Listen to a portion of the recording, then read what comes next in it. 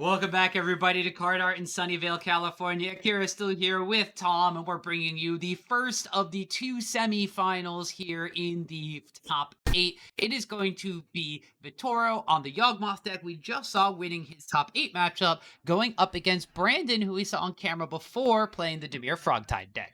And this is a really a special matchup because they should have played in round 4 because they're both undefeated. And as we all know, competitive Magic, we love drawing. Obviously. So both of them drew all the way until top 8, still undefeated. Both won their quarterfinal matchup. So now they finally have to play. Yep, so we got the two undefeated decks in the room on camera, and they have their own playmats as well. So we wind up having the Atroxa playmat, and I am going to be flamed by everybody in chat for not knowing which anime that is. It's okay, I don't know what it is either. Awesome. So we got Weeb versus Phyrexian going on.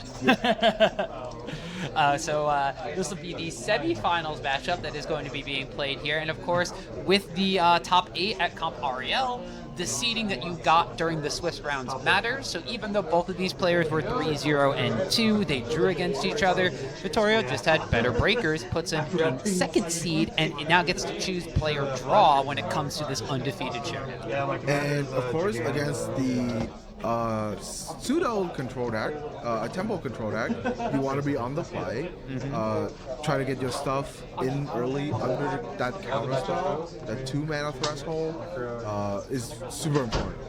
Well, we see Brandon, unfortunately, having to take a mulligan down to 6. We did see Brandon taking a mulligan down to 4 in his first camera matchup against the Eldrazi deck. Lost that game and then bounced back and won both of the other ones in the match. Yeah, so this Frogtide deck mulligan fairly well with all the preordained, all the card selection, the card advantage engine coming out from the frogs.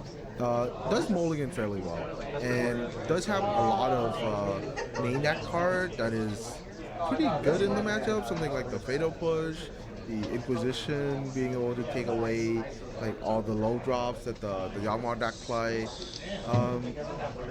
I don't think Brandon mind mulligan down to 6. Maybe not to 4. Yeah, down to 4 is going to be a little bit hard, especially when you're playing against a combo kind of deck like Yawgmoth, where you really want to be interacting with them and having as many cards in hand as possible. Vittorio, as we saw in the previous round, was against a creature combo-centric deck that utilized the graveyard. Frogtide, most notably, does utilize the graveyard as well, but that Agatha's Soul Cauldron that we saw being very powerful from Vittorio's side in the previous matchup might not be as good in this one. It can eat cards from Brandon's graveyard, but Brandon's not going to be packing a ton of creatures. Yeah, and it only eat one at a time. And we know this Frogtide deck can fill up the graveyard pretty quickly to resolve like a fairly large Murktide, and Yawgmoth had always had trouble of dealing with large creatures. Oh yeah. So we see Vittorio here, ideal turn 1, land, Young Wolf. Yep, just shocking in that one, Young Wolf here. So that's going to be, as you mentioned previously, when we were talking about potential matchups for next round, this is going to be the start that the Yawgmoth deck wants against the Frogtide deck, because not having a ton of creatures of their own, you really need these Young Wolves to use your own Yawgmoth effectively. Yeah, so let's see what Vittorio being able to follow up with here. I believe that is a Bolt land from coming out, bolting him in the face. Follow up with a Water Root. So this is one of the more powerful things Yawgmoth wants to do, except for starting with like something like a Delighted Halfling to blank counter spells. But here, didn't have a 1-drop to follow up for the Water Root, so couldn't use that ability efficiently. Yeah, instead it looks like seeing Quarter Calling, an additional land, and some unknown cards in Vittorio's hand. Meanwhile, Brandon is just going to fetch into a Surveil land, so he's going to be able to fix the draw step for the next turn. Looking to potentially just throw out a Psychic Frog. One of those things that we do have to kind of keep in mind now is if Vittorio goes land Yawgmoth, you can kill the Psychic Frog, and the Young Wolf will just come back. You might have to get rid of your own Wall of Roots to do so. But the thing is, you can't really kill Psychic Frog. True, because you can just Brandon discard can just start cards. discarding cards. Yeah. I mean, it's. I don't think it's a position that Brandon want to be in. Especially on a mulligan. Yeah, especially on a mulligan. But the second frog can just fly over and like just pack in for some damage.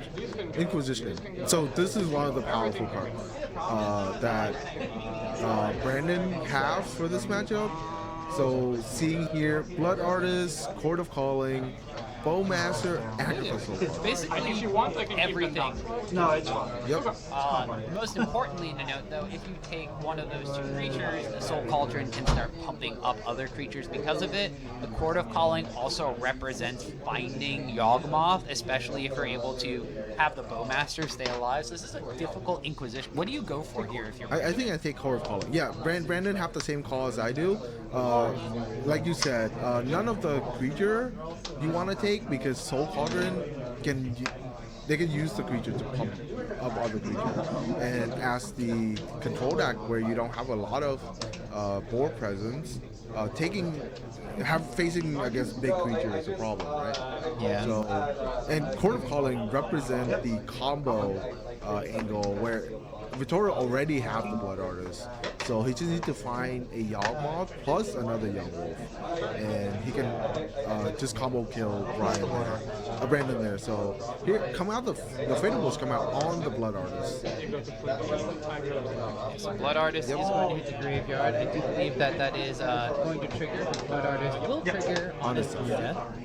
So we're going to see swapping of the life total. Brandon goes down to 14 and Vittorio stays at 15. I was looking at what else Brandon could potentially have. I know we have the Consignment Dreams in the sideboard, representative of potentially counterspelling that or using Spell Snare to grab Agatha's Soul Cauldron as well. But looking like they just had the availability to Fatal Push that Blood Artist at the cost of just one life. Looks like playing a land, passing the turn, and now Bowmaster on the stack. This is something that Brandon may want to fight over since the deck has a decent amount of card advantage, but instead is just content to take a damage and let that pass. Still my turn. I will cast a Bowmaster. So Brandon, that's why. The best answer to a Bowmaster is not the Bowmaster. We were saying previously, so that's why Brandon lets that Bowmaster resolve. Looks like Brandon actually going to be at 14 instead of 13, unless they misrepresented the damage coming in from the Bowmaster. But that was on Brandon's own turn, so Brandon is actually not going to be having a fourth land drop here, it looks like. Yeah, so here a land represents Yawgmoth, but no, just a Surveil land. Alright, so we're just going to have the Surveil land, the Golgari one coming into play. Could still be a Gris. The Gris could be coming out here. I believe Brandon doesn't have any Stern Scolding in the main deck, which has been historically a very strong card against Yawgmoth ever since it came out in the Lord of the Rings set, yeah. So it's got Gandalf yelling at Merry or Pippin on the card, so that's all I know that it's for. But we see the Surveilling coming in. We just have a swing in here. Okay, so we do have both players. Actually, there was a little bit of misrepresentation of the life total, so they're both currently at 13, and now Brandon looks like he took that damage, and just untapping, draws for turn. Getting stuck on lands here is not the greatest thing in the world. I mean, Murktide Region can make up for that a teeny tiny bit, but right now it's not a very large Murktide knowing this is Brandon's graveyard. And I think Brandon is just kind of comfortable, just getting chipped down by this Young Wolf. It's just one damage a turn, and I don't think Brandon care too much at the moment. Oh, but there's a second Young Wolf. That's the difference. Now the clock just double, and a second Bowmaster to ping down the Orc army from Vittorio. So now that represents a 2/2 Orc army that can block and kill this Young Wolf instead of trading. So, and then it will block and kill the Young Wolf with the counter on it as well. So that's a way for Brandon to permanently get rid of this Young Wolf. Vittorio doing Court of Calling that there, counting up the creatures, the lands, and thinking about activating Wall of Roots here. So Orcish Bowmaster on the stack might be looking to try to find a Yawgmoth, put it into play, and get rid of the other Bowmaster. Because with the two Bowmasters in play, that's a lot of damage that come out from a Yawgmoth trying to. So I believe this is 6 mana. 1, 2, 3, 3, 4, 5, 6. Yeah, because that Yawgmoth was attacking, right? Yeah, so this is 6 mana, so can't quite get a. Okay, so 6 so mana, this so is probably 4 for Gris, 3. Endurance. Gris is an option, Endurance is an option. Brandon, no force of negation, so this Court Resolve. Oh, for a Bowmaster. Okay, so we're just tapping everything down just to potentially have the option of finding a 3-mana play. Pick your bowmaster. No. You were targeting this already. You targeted The trigger, yeah. the trigger resolve, so it Yeah, so just clarifying that the Bowmaster was targeting the I got army. confused. Vittorio Court for another Bowmaster, pinging down Brandon Bowmaster and blanking the Bowmaster from killing the Orc army. Just because the best answer to a Bowmaster is A Bowmaster. there you go. Continues to be the same in Modern, even through Nadu. However, this is going to be off the top. Murktide region comes into play, and I believe it's only going to be getting 2+1/+1 counters, 3+1/+1 counters. So that's a 5/5 Murktide. It's not the biggest Murktide in the world, but it's large enough. Yeah, it's large enough, and it blocks all of these dinky creatures. And even if the young wolf come back, it still block. And more importantly, it put up a clock. So currently it is a 3-turn clock, and Vittorio playing Yawgmoth, being down to like 8 or potentially 3 life is pretty detrimental to the Yawgmoth game plan. So Vittorio, seeing the Murktide, does not want to attack, and another Bowmaster. It's just a war of Bowmaster. Spell Snare. okay. So Spell Snare comes out, is going to just snag that Bowmaster. So I believe that's 3 Bowmasters now from Vittorio's side. So it's 3 Bowmaster from Vittorio and 2 Bowmaster from Brandon. We can see the spell snare. Brandon, but now there's going to be I get the Soul Cauldron. Is this spell snare number 2? Spell Pierce this time. You can pay for this. But that taps him out and use the mana from Wall Roots as well. So Brandon just checking Vittorio Graveyard, seeing if this is worth fighting over.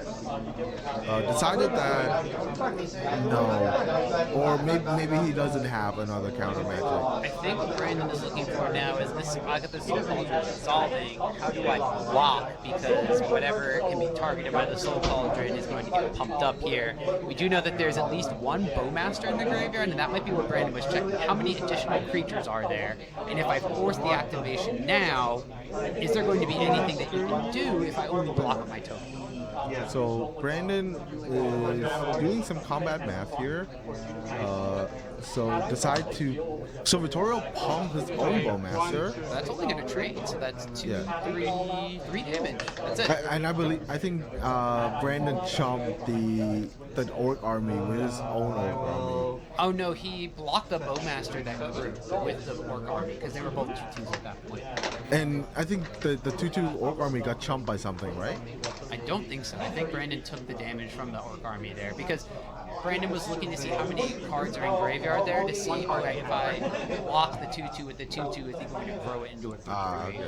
So it looks like I believe both players are on 8, but we have Brandon fetching here for a Surveil land. So Brandon, I believe, is on 7, and Vittorio, I believe, is on 8. Both players have their life totals written down on their life total pad, so they are keeping track, but we do have the iPad on the side, which is something that they can update for us, which it looks like that they may have just missed that combat step. So just doing the math in our heads, it should be Brandon on 7, Vittorio on 8, but most importantly, with 2, 3, 4, 5 potential damage on Vittorio's side, Brandon is not quite dead and can still attack with his Murktide. Yeah, I think Brandon wants to keep attacking with the Murktide. Oh, feed the cycle. Is that what that is? Yeah. So before the tournament started, Brandon told me he's on a singleton copy of Feed the Cycle. So is he exiling cards from the graveyard to make this Murktide lethal? Yeah. That's wild! The forage effect from Feed the Cycle comes into play, and Brandon steals a game with a Murktide that can't be blocked and grows before damage. Wow. I told Brandon, I'm convinced Feed of the Cycle is bad. He just proved me wrong. You just prove you're wrong right there. Feed the Cycle wins the games. Feed the Cycle for lethal. That's an effect that you don't normally expect to see, and that's sort of the interaction that we were talking about when Brandon was on camera before, when you have Psychic Frog and Murktide in play. Psychic Frog discards cards, then we have 3 in the graveyard, you exile them. If there's any instants or sorceries, your Murktide grows alongside it. Yeah. Feed the Cycle did the exact same thing there, and it can destroy a creature or planeswalker, so that card could come in and take out a Yawgmoth or take out a Bowmaster if it needs to. Man, I might need to apologize to Brandon. Oh, wait until he gets the invite to the RCQ. Otherwise, he could be like, man, you know what would have happened? You could have gotten first if you didn't run the Feed the Cycle. But we do have on-camera evidence here of Brandon winning with that card, so I don't think you're going to live that one down anytime soon at Standard, Modern, or Pioneer card art. Man, that was so unexpected. That was sick. Yeah, none of us kind of expected that one. And looking at Brandon's list, that is the one of Feed the Cycle. I think he told me he wanted Feed the Cycle for like a mirror. Feed the Cycle can help kill like Psychic Frog or Murktide. It's not as good against Nadu, but it came into play here. Yeah, so that's some really cool tech. So now we're going into sideboard. So Vittorio is going to get to be on the play. So we were able to look at some of the things Vittorio had from his sideboard in the previous round, but looking at it from this perspective, what are we bringing in against the Frogtide deck? So the Frogtide, I think Endurance is always a brought in. You already have one in the main deck.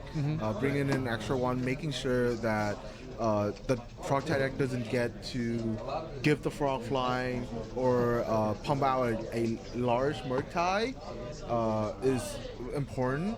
Also, something like actually, from the look of it, he doesn't have that many options. Maybe Thoughtseize to take to make sure his spell resolve through counter spells and removal spells. Also fatal pushes. I was say, how do you feel about the fatal pushes when your real targets are half? There's what? Frogs. There's 14 creatures in Brandon's list. Looking at it, 8 of them are Bowmaster, Psychic Frog, and 6 of them are Murktide, Regent, Subtlety. So you technically hit more than half his creatures. Yeah. Do you like fatal push in this one? I think because of usually I wouldn't like fatal push in this kind of matchup, but because of how game warping a Psychic Frog can be, I think fatal push is some kind of necessary. So how do you feel about it for Vittorio's side? You know that the Psychic Frog and the deck in general isn't going to operate as well with Yawgmoth on the battlefield. Are you taking out any number of Yawgmoths to put in removal? Or what are you taking out instead? So looking at Vittorio's list, I can see a couple of cards that we would look to take out something like a Haywire Might. Doesn't have good target. Brandon is looking to bring in something like Nihil Spellbomb. Overall, like there's no real cards for Haywire Might. Something like Your goal is playing human next week, right? I think you do defend some amount of Yawgmoth. Kind of rely on your protocol to find them. The Lighted Halfling into Grizz, into Yawgmoth is still a very potent line of play that the deck wants to do, so maybe not too many of them. Get that Feed the Cycle off the screen there. That's how it's done in the sun. We're looking at sideboards to double check the life totals as we are gearing up for game number 2. We're going to have Vittorio on the play one more time. Starting off same way he did before, Besaging with the Yawgmoth on turn 1. Yeah, and once again, this is one of the ideal start for the Yawgmoth. Let's see if Vittorio have anything to follow that up with. Something like a Wall Roots into a second Young Wolf is very powerful, or Delighted Halfling. And I think if it was a Delighted Halfling, it would have been played out on turn 1. But maybe playing around Fatal Push a little bit, holding it back a little bit until you have like a second Mana Door. So make it give Brandon a little bit of a harder time. Looks like Brendan is going to just immediately crack his fetch land. Probably indicative of maybe looking for just turn preordain. Yeah, Don't think so- you'd be leaving up a fatal push possible. So most of the time, it's if you see the Frogtide deck fetch on turn 1, it's usually indicative of preordain. This is basic swamp, so maybe looking for Inquisition of Kozilek. So this line of play tells me that Brandon wants to cast an Inquisition of So Kozilek Young Wolf and 1-1 maybe goes. have a Harbinger of the Sea in his hand. Okay, so Harbinger of the Sea, if you're fetching basic, means that, okay, I need to have a certain number of swamps out. You can go ahead, Because if I don't, I'm going to blood room myself. Yeah, usually just one. You only need one to cast your frog, basically. Alright, so Inquisition of Kozilek comes out here. We are going to see Land, Endurance, Grist, Wall of Roots, Hapatra coming out from the side of Vittorio. So once again, the entire hand can be hit by Inquisition, but that Wall of Roots is the big glaring one that looks like it's going to enable Vittorio's entire hand. Yeah, so this is always the thing about Thoughtseize is when you look at your opponent's hand, they have one land and a Matador. So do you take the Matador or you take the impactful card that Matador gonna power out like the Gris? Or they have Patra. If it was me, I tend to like taking away either combo pieces or impact cards. So Brandon decided to take the Hapatra. I think a little bit hasty on the Hapatra. I would have went after the Gris instead. The Gris is a little bit more impactful and can generate like long-term value against Brandon, who is the controller. Hapatra, again, when you deal combat damage, you can put a -1/-1 counter on target creature, and whenever a creature with a -1/-1 counter on it, whenever you put one on there, you make a snake. So basically, this helps you enable your own Yawgmoth. What this is kind of saying to me, if I'm on Brandon's side, is if you play the Grist, I have a counter spell. I'm pretty certain if Brandon has a counter spell, that's going to be the line of play. If he doesn't, that was definitely the wrong take. For sure. So I expect Brandon to have something like Stern Scolding coming out of the sideboard here. You have your Force of Negation, anything Force like of that. Negation can't hit Oh, this. sorry, not Force of Negation, Subtlety. Yeah, Subtlety. Or just play a untapped land and just pass on 2 mana. Good old-fashioned counters. Yeah, good old-fashioned count as well. Oh, yeah, the aggressive and fetching here. I think so. This is indicative of a All right, Frog, most notably, if there's an untap and casting a Grist, dies. so it's Frog into with Subtlety deck. Okay, that's probably what you have to beat if you're trying to protect your Frog. Go for it. Because if you know there's a Gris and you didn't take it, oh, I don't know about this line of play. So because the drown can counter Gris because Vittorio only has 2 cards in graveyard. Brandon's banking on Vittorio not hitting the third land. 14. And if he doesn't hit a land drop, this is 5 brain for Brandon. Unfortunately, land drop was a shock land, and there's Yeah, so this is where he getting punished for inquisitioning the Hapatra over the Gris. So now Gris will resolve. Just gonna start generating value for Vittorio. Brandon's in the most trouble. Yeah, so now we have just the passing of the turn. We have a quick surveil land coming up from Brandon. Actually, puts the spell snare in the graveyard. Unfortunate there. Didn't have that a turn earlier or 2. And looks like, here we go, preordained time. We're putting a lot of spells in our graveyard, though. So if we do wind up finding an answer to Gris, Frogtide is going to be huge. But the thing is, Vittorio have an endurance in hand. We That- saw Vittorio have an endurance in hand. So Brandon in a really tough spot. Like even with playing with full hand knowledge, like how do you navigate this board state? I guess taking a calculated risk that was unfortunately not as calculated as this could be. Wanting to make sure that they're able to take away. Hapatra is a 1 in the deck as well. So when you hit Hapatra, that's basically like cool. That entire half. But the thing is, you had the drown in the log for the Hapad. So Unless that was a top deck. Because it could have been a top deck. it could have been a Cage's top deck bottom as of well. Brandon So, does. But here's the Thoughtseize. Oh, elected not to surgical the Yawgmoth with the Thoughtseize on the stack. I think that's what he was thinking about there. So surgical extraction came in from the side. Oh, there's double Oh. surgical extraction. Okay, well, different artwork, you know. That's what's happening. Yeah. So take the thing into stupor here. Basically a soft count as well. Something like a remand. So double surgical and I can't tell what the card is. I think that's Stern stern. Scolding. Yeah. So we do have the stern scolding, but what I'm more interested in now is if we had double surgical extraction as well, that makes this not inquisitioning wrist even more of a question.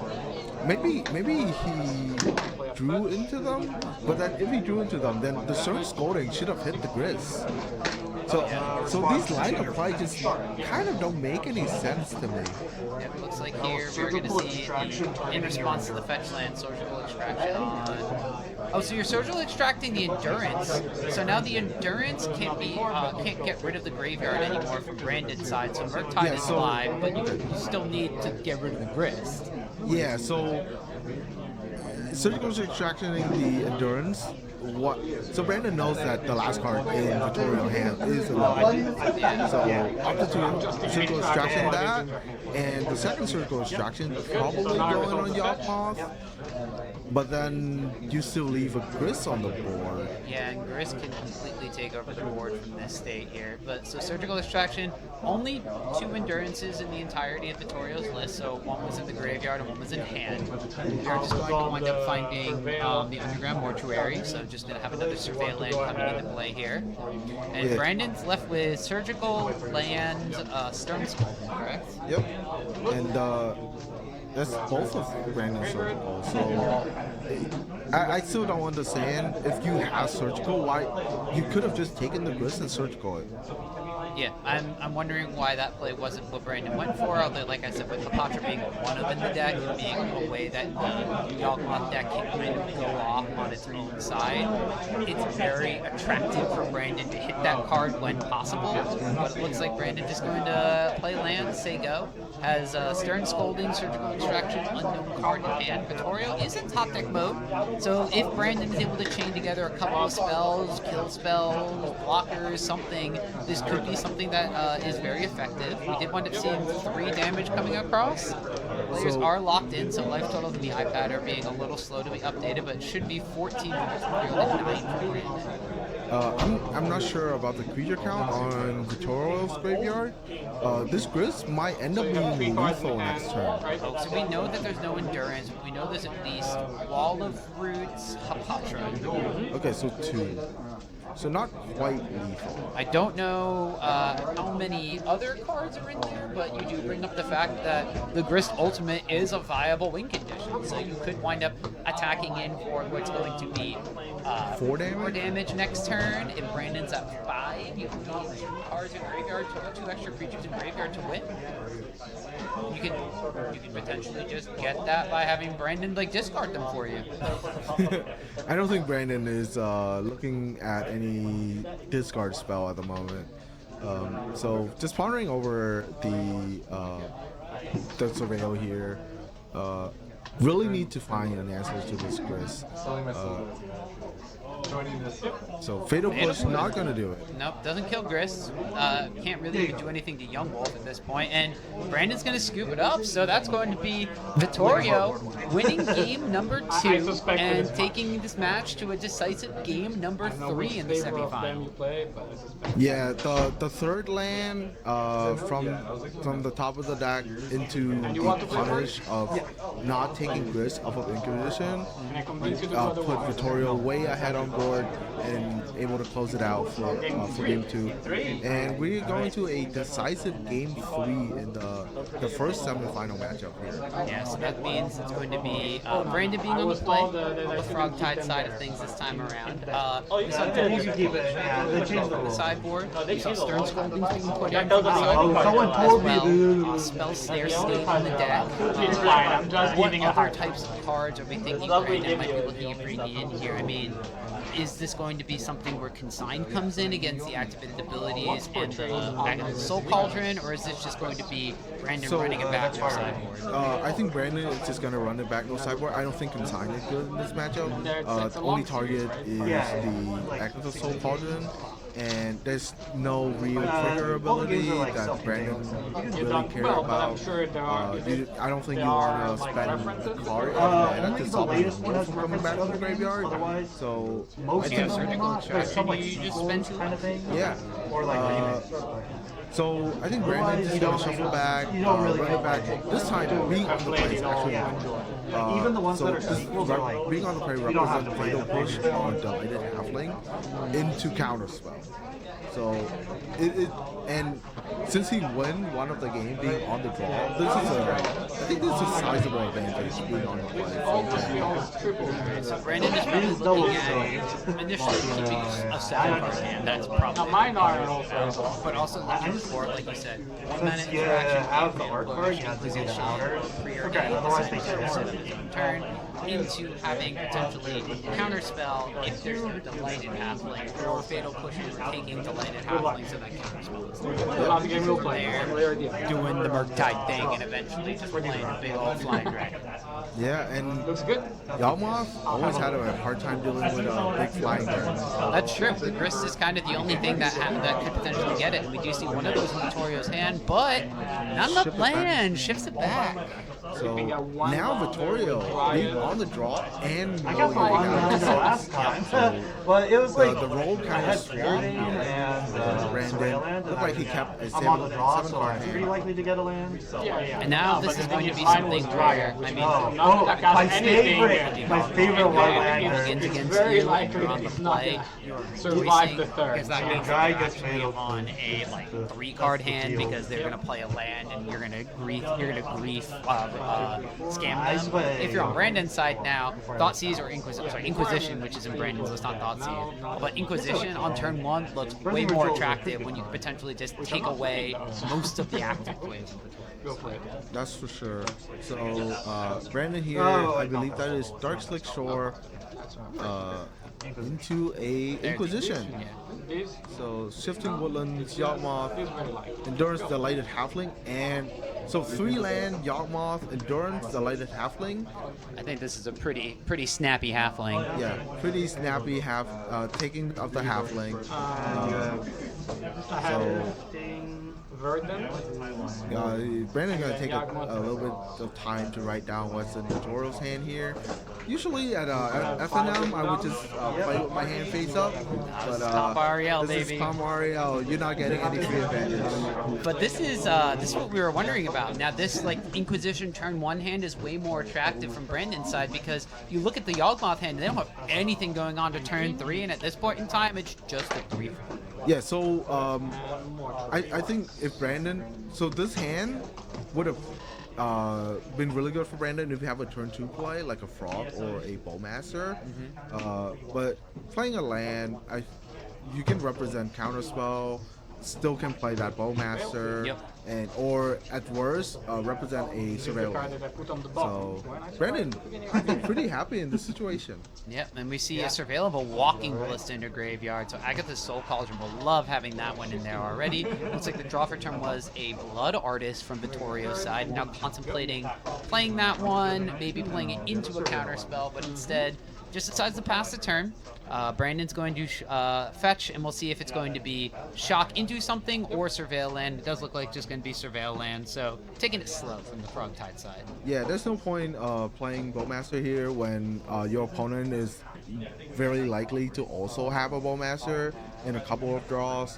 And then we've been saying all day, Bowmaster is the best answer to a Bowmaster. That's true. So whoever played the Bowmaster first is kind of in a disadvantage.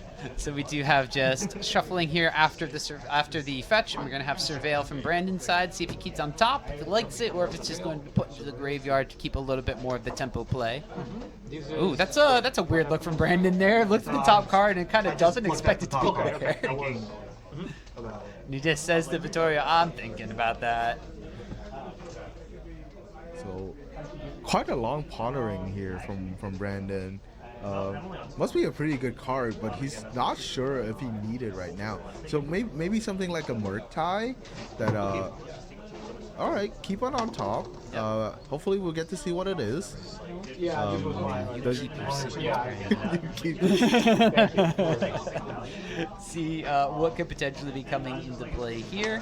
Looks like just going to shop. Oh, so that was the card he kept on top. I watch his hand, I watch his shuffle. Nice. So pondering if he want the land on top, ended up keeping it on top with a Nihil Spell Bomb follow up here.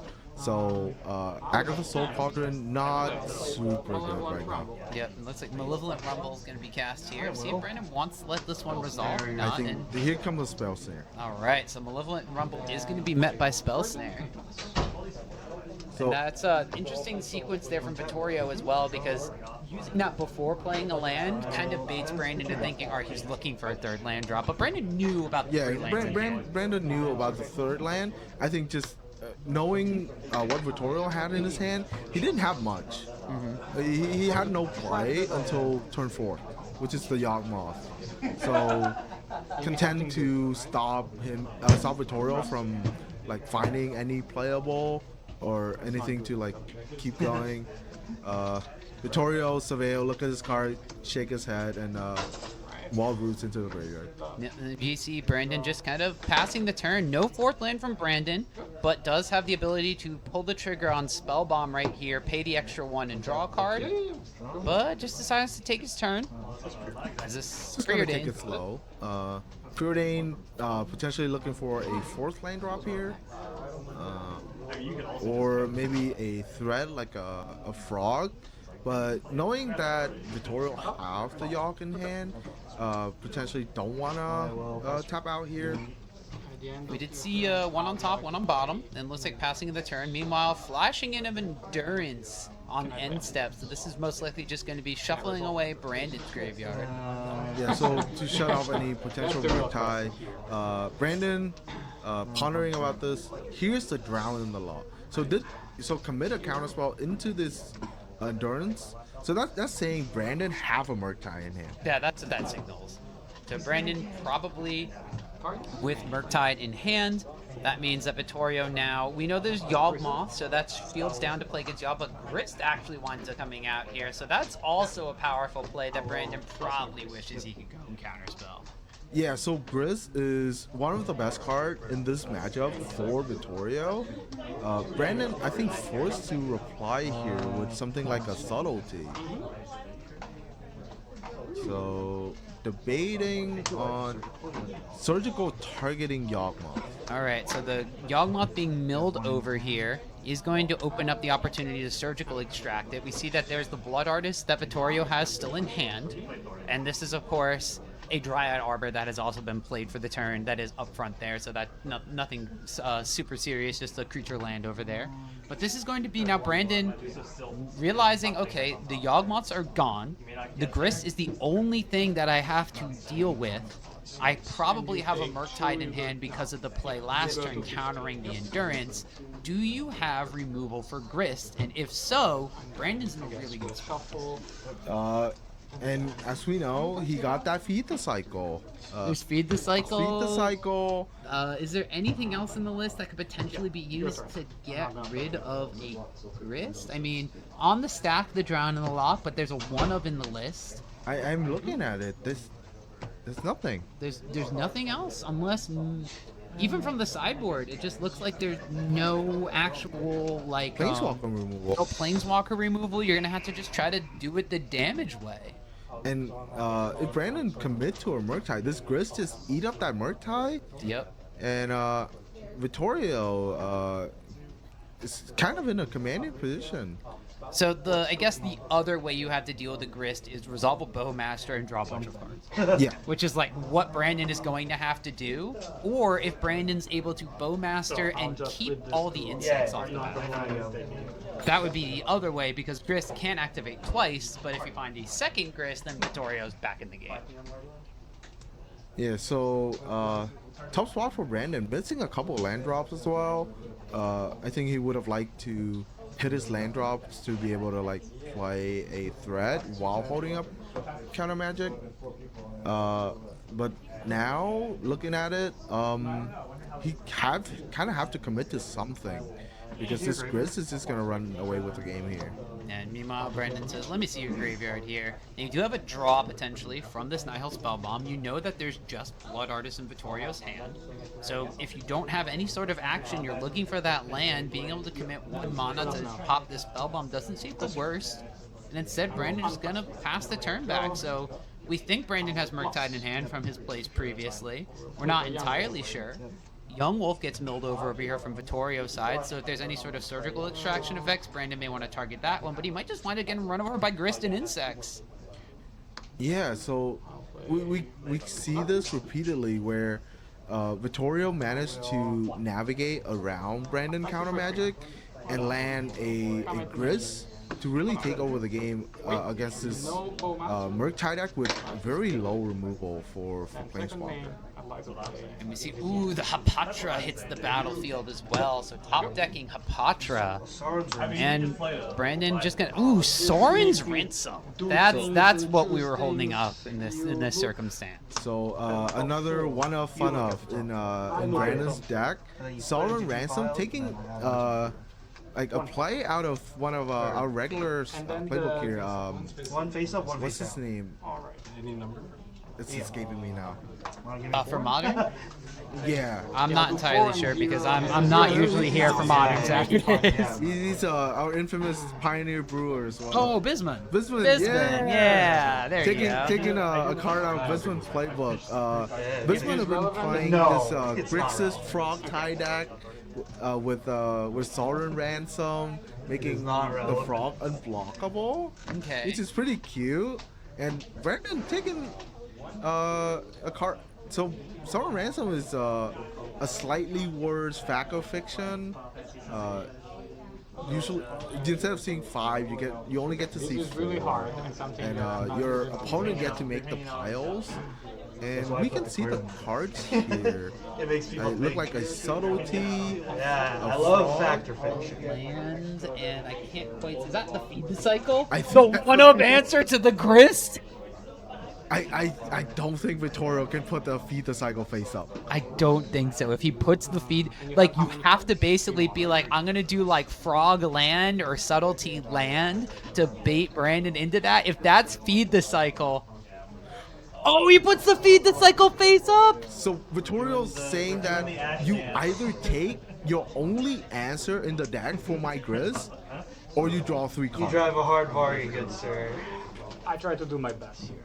I don't know what I'm doing, but I pretend really hard.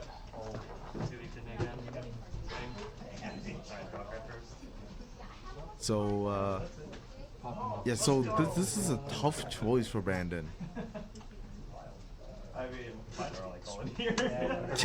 So he ended up taking the feed the cycle. I think Brandon's happy with that. It depends what's on Brandon's hand, right? Because if there's any action whatsoever, then that's like a really good take. But if there's no action, that's real rough. So forced to use a feed the cycle here before Grizz kind of run away with the game. So I was looking through Brandon's list. There And then are what happens next? a Toxic Deluge in the main and one in the sideboard. So there is an answer to this board state. There potentially 2. So Combat. Brandon 4 cards in hand, still haven't committed to anything. He stays back. I'm joking. That's not my server. So you see now just a swing coming in for, is this 5 damage coming across? Because Apatra is 2 power. Yep. So 5 damage. Brandon down to 7. I think Brandon's thinking on the attack. Potentially a fatal push. Who's about to die? I'll push the... Push the Blood 1, Artist. I gain 1. Go to 11. So I go that to 19. probably represents 1, Toxic Delusion is 2, 3, 4, 5. Maybe? So you go to 6. because you really don't want to pay like 2 life into the Toxic Deluge and then lose an extra 5. Let's see. I will So now we switch have to Brandon first potentially eight. going down to 6 off this attack.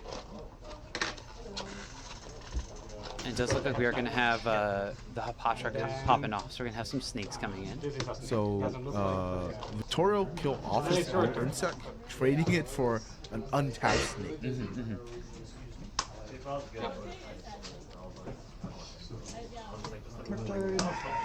Alright. Murky, here come the Murktide, and it is. I think this is the biggest Murktide it could possibly be. It's an 8A Murktide. And goes ahead. We'll go to end step. So Murktide region here represent a block on the Hapatra. You can play Bowmaster. This is I still will trigger you target. dangerous life totals. I believe Brandon Got each other. down to 6. This man over here. Yeah, seeing there It's on, down to 6. on Vittorio's life pad that Brandon is at 6.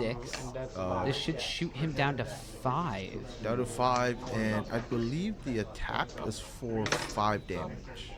Because this would be... Oh no, this was on Brandon end step. Yeah, so this is Bowmaster, Snake, Dryad, Arbor, Insect, Orc Army. So 1, To get 2, blocked. 3, 4, 5.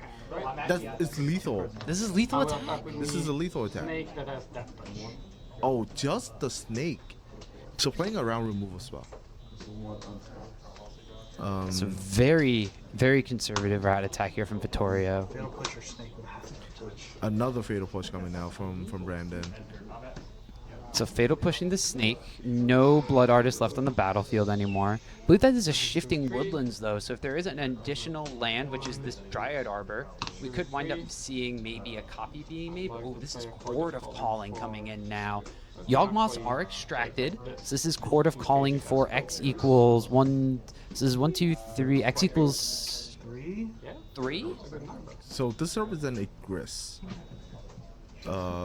And playing around Spell Pierce as well. GG. God, he gets it. cannot be- Vittorio takes the match. You make Last it card in really hard. Yeah. Nihil Spellball. The Gris. So when Brandon you just stuck got with the a bunch Gris of in your hand, reactive that you cards drew in the your hand, hand, right? it just couldn't. It like ruined everything because I had a Murktide Oh, so lined up. Vittorio I was like, going to be oh, taking no, the he drew match Gris 2 after games to I drew 1. everything No in his hand. namesake card needed from the Yawgmoth deck.